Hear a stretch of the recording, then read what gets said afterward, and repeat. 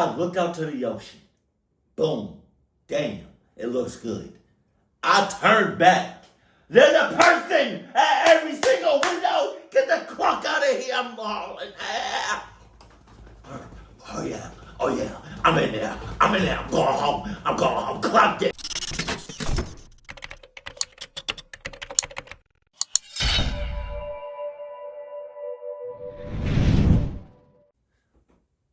Sup? No!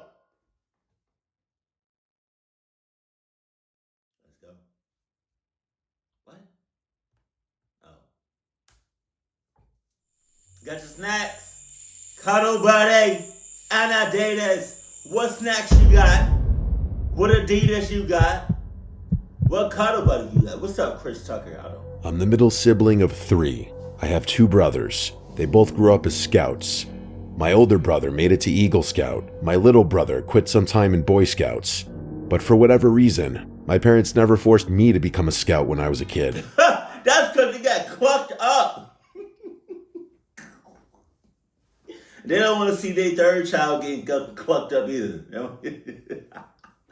They probably, I'm not going to hold you. They probably get, the scouts, right? They're the ones that be in the woods, right? Hiking and whatnot. I was never a scout, so I don't know. They're associated with the woods, right? Am I tweaking? Am I tripping? I think so. What are they doing? Are they trying to start a fire? What are they doing? Which is weird, because I remember always being really jealous of my older brother Scott when my mom would bring me along to the Pinewood Derby contests and celebrations and such. But the thing that I was always the most jealous that I missed out on were the campouts. When the troops would go out into the wilderness and camp out for a whole weekend. Wow. I went along for the drive once or twice, and I saw them all setting up, doing campfires and such, but being younger and also not part of the troop, I don't think I was allowed to stay, so I'd go home with my parents. My jealousy of these campouts was mainly towards my older brother because I was growing up watching him prepare for these camping trips. Before every trip, he'd be given a tent to take home and practice setting up in the backyard. Even though I was only like 7 or 8, I remember so clearly how eager I was when I hatched the idea to do a little backyard camping. Basically, we set up the tent in the backyard and sleep in it overnight. To my little mind, that was the most exciting idea ever. Also, our backyard wasn't really a traditional backyard. Our childhood house was in a very spacious neighborhood where yards just kind of all meshed together and there weren't many fences, more so large patches of trees and brush separating yards, which added to the camping feel. Our backyard was also huge, and we had a fire pit, so our parents played along and set up the fire pit in our backyard for us so we could get the full camping experience. My little brother roasted marshmallows with us too, but our parents weren't going to let him sleep in the tent. He was only like 4 at the time, and it wasn't a good idea. And no, he wasn't a scout yet, obviously. He was 4. After it got a little late, our parents brought him in and told us it was time to start getting ready for sleep. At this time in my life, the Game Boy SP was the handheld console. So after getting into our sleeping bags, Scott and I whipped out our Game Boys and played our respective games. I was playing Super Mario Bros. 2, a game I was obsessed with yet could never beat as a child. After getting a little more tired though, I turned to my side and tried to sleep. But I remember not being able to sleep. Like, I was tired, but restless. Maybe because I'd never slept in a sleeping bag before, and quite frankly, it wasn't comfortable. A lot of time passed, and I mean a lot, before I finally nodded off. And then, I woke up probably confused about where I was at first, not recognizing my surroundings. What? I remember looking around the dark tent, and then noticing something. Scott was gone. Jesus! The sleeping bag was empty. The tent zipper was closed though. He must have went inside because he couldn't sleep. I was suddenly too scared to be in the tent. So you gonna leave me here by myself? You not gonna wake up. I'm going inside. Wake up. You not gonna say nothing? You not gonna move me around? You not gonna make no noise? You just gonna go as quietly as possible in the house. Okay. Alone. So I got up and unzipped the tent. But before crawling out, I did a little innocent peek outside simply because I was too scared to run out through the backyard without checking if the coast was clear. But it was not. I saw someone sitting by the fire pit in the darkness. Jesus. It wasn't Scott. It was a grown man. He was facing the tent, and surely he had to have seen me. I gasped and zipped the tent back up and crawled back into my sleeping bag as if that piece of cloth was any form of protection. I stayed completely still inside my sleeping bag. It would have been protection if we just had an Adidas tent. That's all I'm saying. That's all I'm saying. That's all I'm saying, you know. You got that basic ass tent. Hell no. What's it, Nike? The tent was almost completely dark, just a faint gray from the moonlight coming through the fabric. I don't know what was going through my mind at that point, but I do know that I wanted to call out Dad, just hoping that it was my dad. But I knew it wasn't. I got a look at the man, even just briefly, and if it were my dad, he'd have acknowledged me poking my head out of the tent. And that's when I heard the chair by the fire pit shift. Jesus. I was shitting bricks, hoping the man didn't get up, and if he did, that he wasn't coming towards the tent. But I could see a shadow now on the other side of the tent, blocking some of the moonlight. Okay. He was right outside. Oh, God. Somehow, I thought if I didn't move, maybe he would think the tent was empty. What? But I clearly saw you poke your head out. Your big ass head. I clearly saw you poke your head out. What are you talking about? There's one way in and one way out of that tent. I don't know what you thought was gonna happen. I don't know what you talking about. But you're in that tent. I know you're in the tent. What are you talking about? Like, come on. You're not gonna be doing that. What's it called? You're not gonna be doing that move that that Nick Fury did in Winter Soldier. You know, when he got it, when Bucky threw that thing up under his car, and then it flipped on the side. I mean, upside down, and then he removed the door, and then all you saw was just a big ass hole in the ground. You remember that? Then I heard the zipper, very slowly dragging downward. It only moved a few inches. The opening was small, but it was enough. Hey! With all my might, I'm throwing that Game Boy at his face. It's not much I can do, but I'm throwing something. I couldn't help it. I turned my head just slightly. There's a small gap at the bottom of most tents where the zipper doesn't fully seal. I had never noticed it before that night. An eye was pressed against that gap. Just one eye, looking directly at me. Jesus! I could see the white of it in the dark. Oh, I couldn't even scream at first. Not for a few seconds at least, because I was paralyzed. Then the eye squinted a bit, as if the person was smiling a smile that I couldn't see.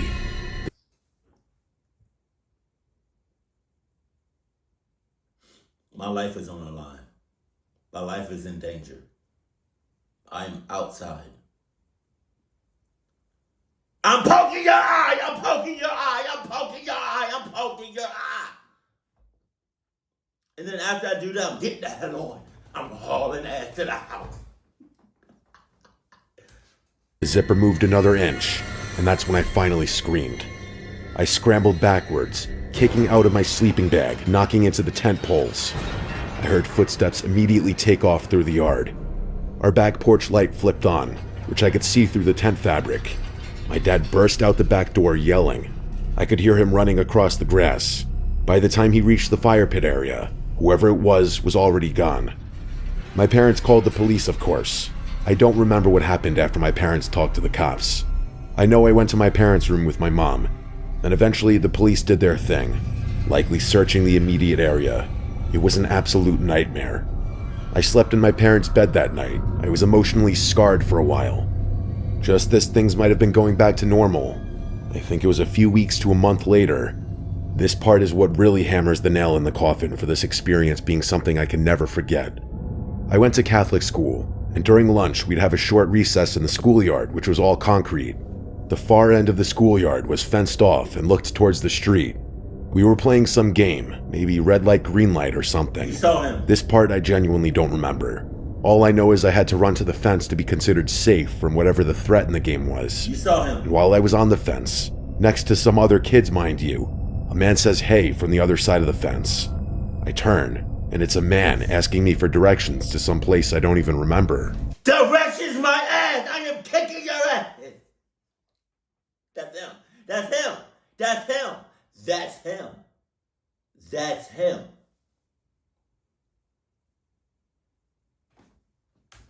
I said I don't know. We weren't even supposed to talk to strangers outside of the schoolyard. So why'd you... Then he said, "Your name's Chris, right?" Wow! And that moment is implanted in my brain. His voice, the look on his face, and my heart dropping. I said no, lying to him. He then smiled and said, "You don't remember me, do you?" Jesus! And at this point, I ran towards one of the recess chaperones and pointed over at the fence. But the man was gone. Oh, God! One of the kids next to me told me he saw the man too. The recess ladies called the recess in short, and the school called my parents. I was sure it was that man from the backyard. Where did he go that fast? Where did he have some Adidas on or something? Where did he go that damn fast? Hey, I'm not gonna lie to you. We all need a if I feel like we all need a word or a code word. Cause like, what if old boy remember that guy, right, from back in the day, like just now at recess, and all the little boy was, he said, "Hey yo," wait, hold on, let me clear my throat.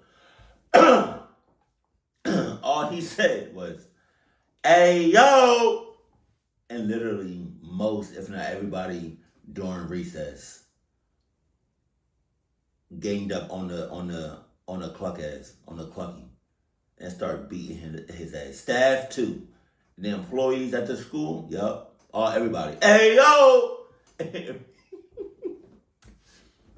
I was taken home early that day. I know my parents were so sick and worried after this. It was a hellish month. We lived in such a nice area too, and to almost be chased out of the neighborhood because of this was just a nightmare. After months of me being under tight supervision from my parents, things went back to normal.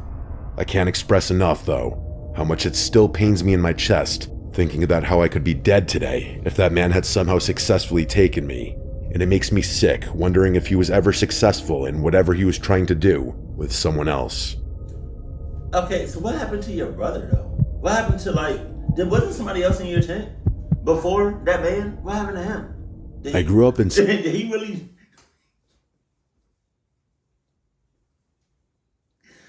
Did he really just leave without saying nothing? Or maybe that he had to use the bathroom, and then when he got back, or like on his way back, he saw somebody sitting in a chair, like a grown man, and he didn't want nothing to do with that. Oh, man. Salem, Oregon, a quaint little small town feeling place. I moved out when I was 21, buying my first house about 50 miles out from Salem. I furnished my first house with a mix of stuff for my parents, their friends, and a bunch of stuff off online marketplaces and apps. Oh, God. I was driving a Ford Raptor at the time, so lugging stuff around was thankfully very easy. On Facebook Marketplace one day, I found a listing selling a bunch of good-looking stuff. I'm nervous. The ones in the listing that caught my eye were this cream-colored sectional... I'm nervous because somebody, if you're watching this, somebody tagged me into this article on Twitter. I still call it Twitter. I won't say X. It's weird. And it was like a dad and a daughter. They found a good price or whatever for a PlayStation 5 off of Facebook Marketplace. They met up, and then the guy that was advertising it killed both of them. God damn. I'm telling y'all, like, Facebook, Marketplace, eBay, what's another one? Was it definitely Craigslist. All them... couch that looked pristine, and this Cannondale brand mountain bike. I didn't have a bike at the time, and where my house is, having one is perfect for exercise. The other stuff on the listing didn't really interest me. The listing itself was just sort of a digital yard sale. I contacted the seller and we did a little typical back and forth. He was pretty short and straight to the point with his answers, and surprisingly easy to negotiate. He agreed to a slightly lower price, and he said I could come pick this stuff up later that night. Days are long in Oregon in the summer, so I'd still be showing up with some sunlight. I banked on having to do a couple trips to transport the sectional couch due to its size. I set out on my way to the house. The address was right on the coast. I checked the satellite view on the map just to confirm it was bringing me to a house, and it was. Based on the map, there was a long trail or driveway that veered off the road towards a huge open property with a big-looking house, and then in the backyard was a literal drop-off to the ocean. Jesus. All I could think was, no wonder these people were selling all this stuff for so cheap. With that kind of money, I wondered why they weren't just giving it away. I headed out that way, and it didn't take long to get there. I could tell the closer I got to the shore, the nicer the properties got. And then I turned onto the last road before I'd be turning onto the driveway for the house. This road was long. It was lined with woods on each side, and then I'd pass the occasional driveway leading to probably a cliffside mansion. Eventually, I made it to the turnoff. It was a tree-lined dirt road, or the driveway I guess you would call it. About 10 seconds in of driving down this driveway, it opened to this massive clearing. The driveway went on a slight incline leading to the house at the top of this hill. I pulled up next to this older sedan. It was like a Mercury Sable or something. It did not match the house at all. Like this house looked like it belonged to a millionaire, and this car was a piece of shit. I went up to the front door ready to ring the bell, but there was a yellow post-it note on the front door, and it said on it, "Doorbell broken, please use back door." Hell no! Weird, because I could have just knocked. Hell no! This whole thing is a setup. This whole thing is a setup. Like, can you imagine, like, a situation going left? You know? I'm throwing you off the cliff. You know what I mean? You want to break into my house? I'm throwing you off the cliff. You a minute late with my food? I'm throwing you off the cliff. But I obeyed. As I walked down the front porch, I messaged the guy on Messenger that I arrived and was going around back.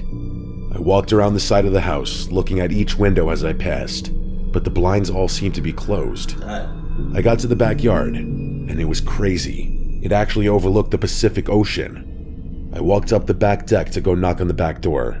It was a sliding glass door, but there was some kind of sliding blind that was closed, so I couldn't see inside.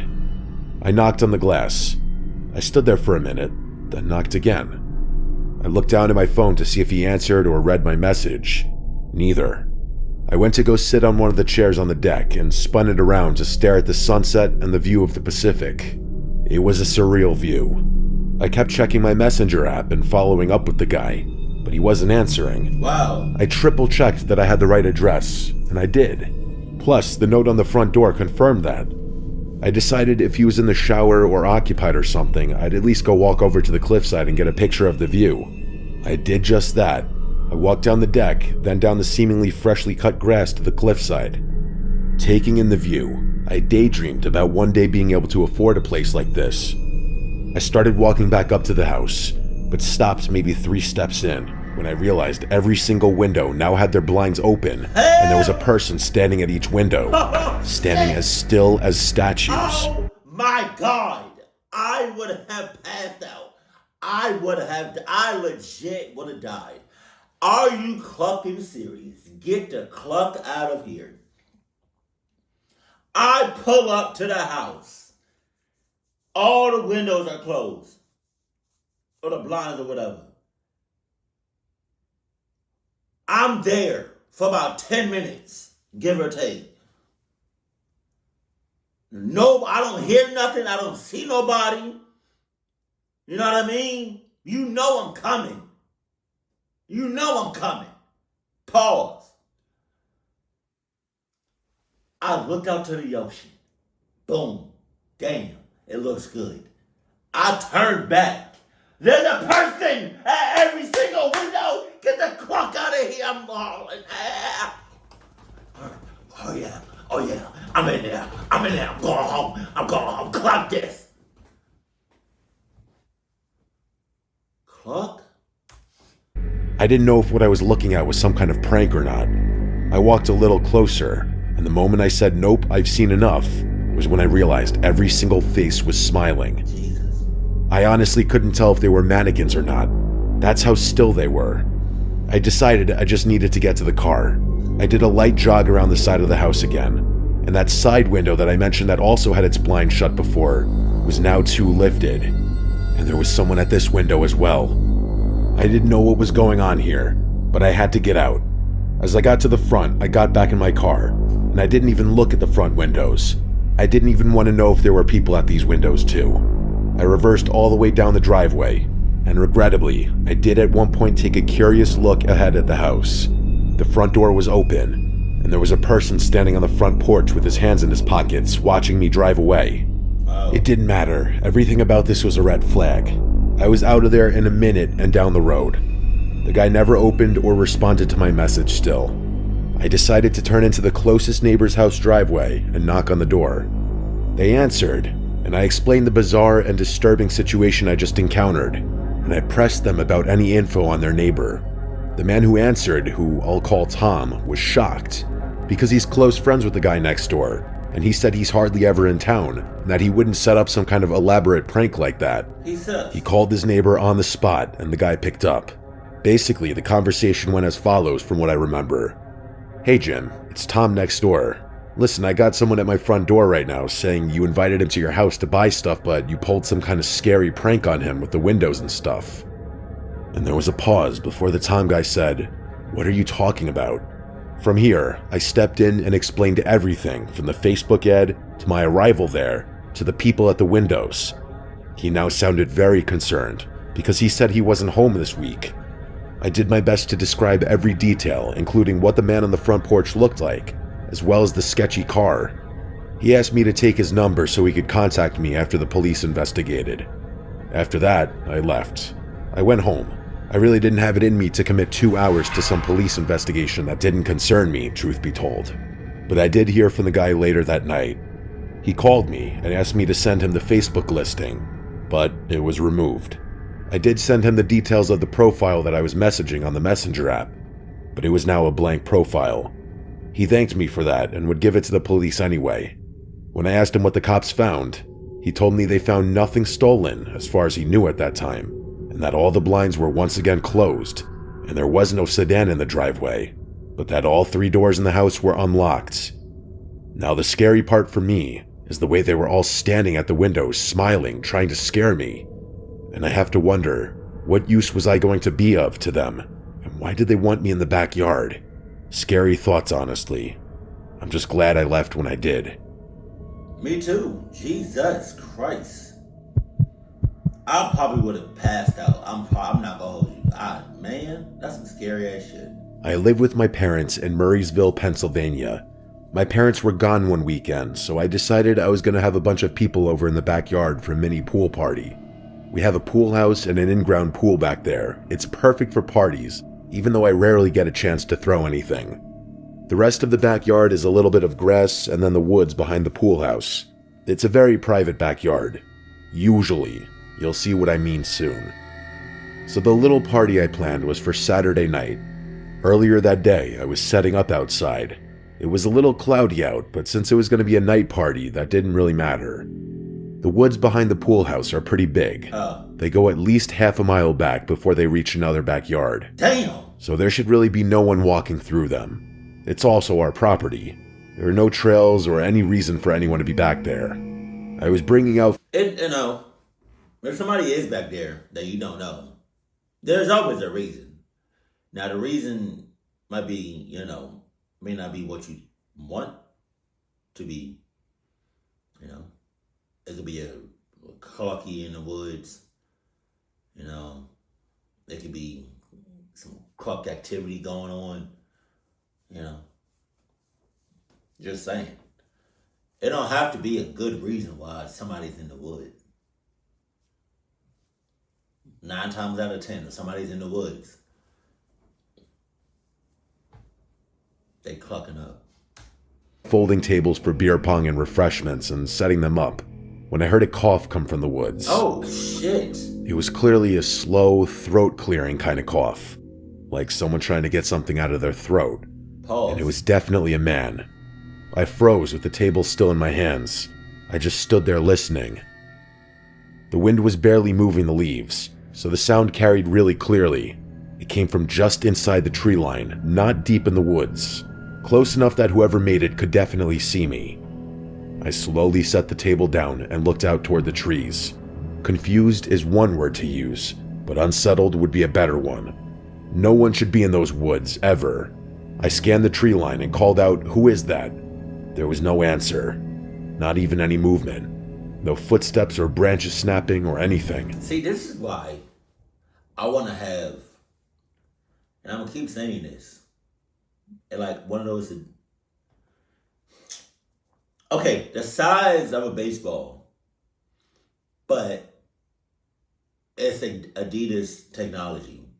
And so I whisper, air this place out within a 6 mile radius or 6 yard radius, 60 yard radius, air this place out, and I roll it into the woods. All you hear is ah, and the mother clucker gets yeeted about like I want to say 6 miles. He just flew like. That almost made it worse. If it was some random guy walking through, I should have heard him moving away. But it was just quiet. I got that feeling in my chest, like I was being watched. Like someone was standing perfectly still just behind a tree, staring at me. They are. What are you? I stood there for maybe 20 seconds just listening.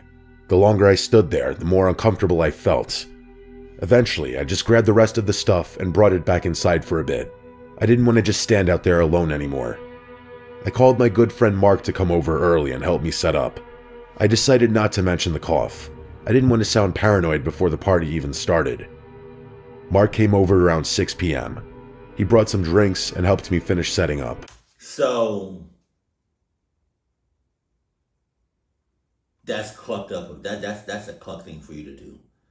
That's a cluck ass thing for you to do. How you gonna invite me over and not tell me what was going on? Because you know for a fact I spit. You know for a fact if you told me that you heard somebody cough in the woods, I'm not coming to your house. You know that.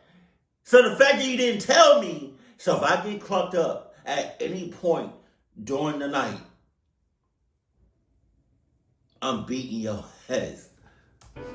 I kept glancing at the woods while we were out there, but everything looked normal. Nothing moved. If someone had been there earlier, they were gone.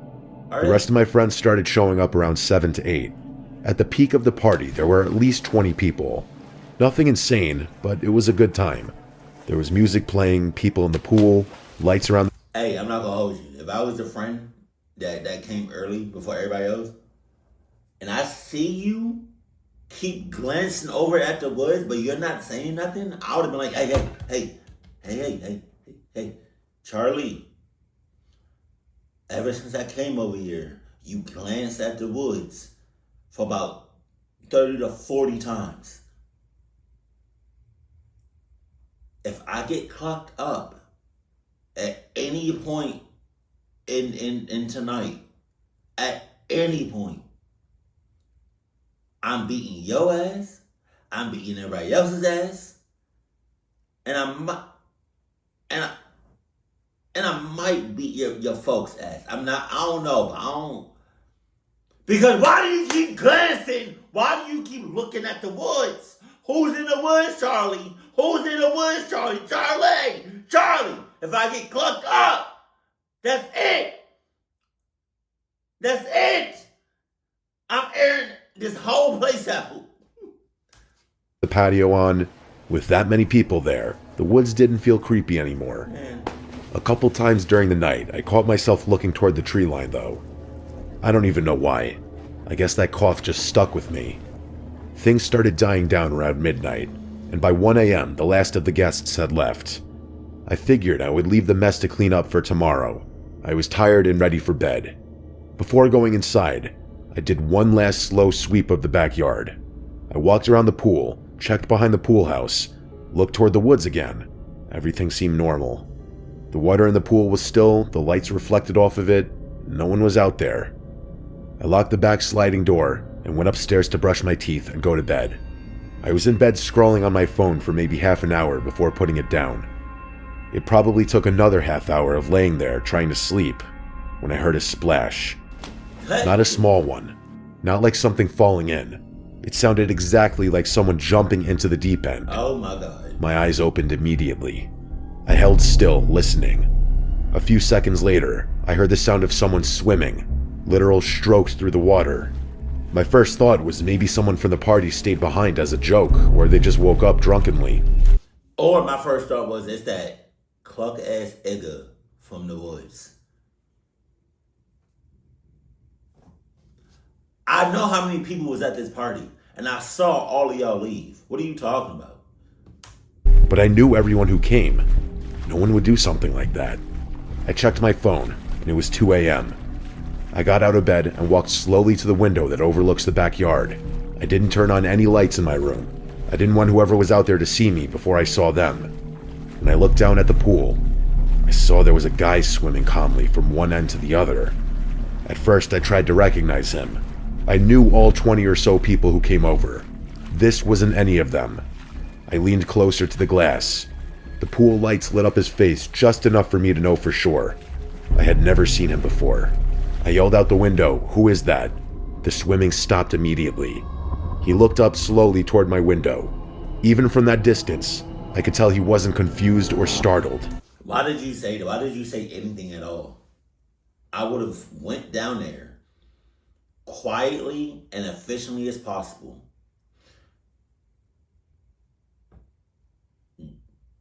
Jumped on him, paused, and then just held his head underwater.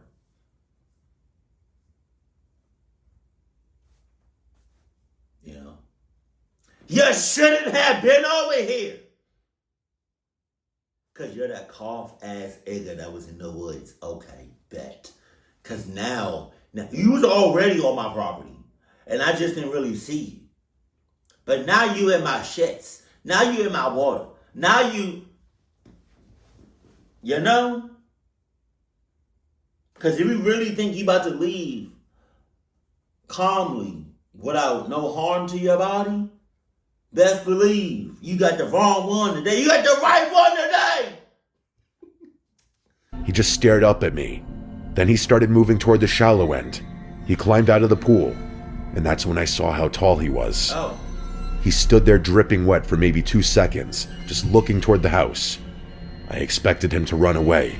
Instead, he started walking toward the sliding door. Not running or hesitating, just walking fast and direct, like he already knew where he was going, almost in a march. I yelled again, "Hey, who is that?" He didn't respond. I heard the sliding door downstairs open. I know I locked it, I'm positive I did, but I heard it slide open. Then it slid shut. I ran to my bedroom door and locked it. That's when I noticed how much my hands were shaking. I grabbed my phone and texted Mark, asking him if he noticed anyone stay behind before leaving, but I didn't wait for a response. I immediately called 911. I whispered into the phone that there was an intruder in my house. I gave my address as quietly as I could. Then I heard the footsteps. They were slow, wet footsteps on hard wood. I could hear the slight stick of his feet lifting off the floor. He wasn't rushing, nor was he searching randomly. He was walking directly toward the stairs. Each step on the stairs creaked, one at a time. He reached the top. The hallway floor outside my room creaked. He stopped right outside my bedroom door. I could hear water dripping onto the floor. Then the handle moved. He tried opening it once, then twice, then a third time, harder each time. When he realized it was locked, there was a long pause. The 911 operator was saying something, but I had the phone set down. I could barely focus on what she was saying. Then the guy knocked on the door, 3 slow knocks. I picked up the phone and put it on speaker. My voice was shaking, but I said loudly that I was on the phone with the police. Why? Shut the hell up! Hopefully the cops are smart enough to realize, oh, they're not saying nothing. Maybe we should still go over there just in case. They were on their way. There was another long pause. Then a man's voice from the other side of the door said, very low and calm, "It's me. Open the door." He sounded like a grown man in his 30s. I said, "I know that I don't know you. Leave now." There was silence again. 5 seconds, maybe more. Then I heard him turn and walk away quickly. I heard his wet footsteps go back down the hallway, then down the stairs, and a few seconds later, I heard the front door downstairs open and slam shut. Man. I didn't move until the police arrived. When I finally went downstairs with them, there was a clear trail of water leading from the back door, up the stairs, all the way to the bedroom door. After searching the entire house, that was the only proof that he had ever been there. I texted everyone I invited, asking if they stayed behind or noticed anyone else stay behind. Anyone who was still awake said no. The rest texted back in the morning saying no. It was a complete stranger. And I have a feeling that cough I heard in the woods earlier that day was that man. No shit. I don't know how he got the door unlocked. Maybe he slipped in during the party when people were going in and out. As for a motive, I have no idea. I just know that if I didn't wake up when I did, or if I opened that bedroom door, I don't know what he would have done. He would have got you wet too. No pause. What? Yeah, you pissed me off. You pissed me off so much in that last story. Get the club out of my face. Obviously that was him the whole time. What are you talking about? You know? And I feel like we should have some sort of voice activated security. You know? Talking about Adidas on lockdown. Adidas on lockdown. Or you press something and literally the whole house is on lockdown. You can't go nowhere. Because the fact that he just walked right out is crazy. The fact that you said something to get his attention in the water is crazy. The fact that you didn't do nothing to him is crazy. The fact that he never been caught is crazy. Which lets me know that he gonna do this shit again. Because you sweet and you go for it. And it's okay. It's okay. Just embrace the club activity the next time it presents itself. Because definitely he's gonna be back. He's gonna be back with a pack of Trojan condoms. I'm just saying. You pissed me off so much. Oh my God.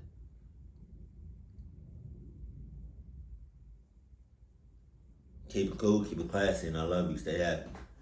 My family.